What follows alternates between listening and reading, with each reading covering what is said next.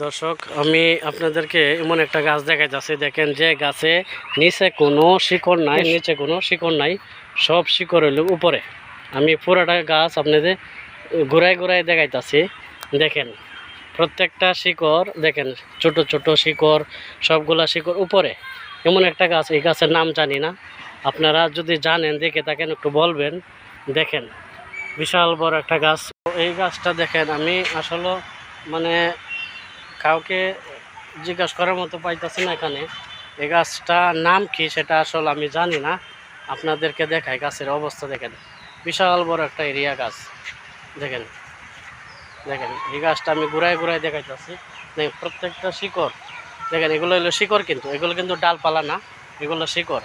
এই শিকড় শূন্যের উপরে গাছটা কিভাবে বেঁচে আছে, কিভাবে পানি টানে নিচ থেকে, হ্যাঁ, কিভাবে পানি টানে জানি না। দেখেন দেখেন কি অবস্থায়, সবগুলা শিকড়। ঠিক আছে, ঠিক আছে, নামটা যদি জেনে থাকেন কমেন্টে জানাবেন দয়া করে আপনারা। এই যে একটা গাছ, গাছের পাতাগুলা সেম অনেক বড় বড়। ঠিক আছে, অনেক বড় বড় গাছের পাতাগুলা। বিশাল বড় একটা গাছ, খুব সুন্দর একটা গাছ। তবে এটা শূন্যের উপরে আছে, মানে ভাসমান অবস্থায় আছে গাছটা। নিচে কোনো শিকড় নাই। যে গাছের কোনো শিকড় নাই সেই গাছের নামটা যদি আপনারা জেনে থাকেন একটু বলবেন। এই গাছের নিচের যে অবস্থাটা সেটাও আমি আপনাদেরকে দেখাইলাম, যে নিচে কোনো গাছ নাই, নিচে কোনো শিকড় নাই, পুরোটা সাইড এরকম। ঠিক আছে, আপনারা একটু জানাবেন এই গাছটা আপনারা দেখছেন কিনা, আর গাছের নামটা কি।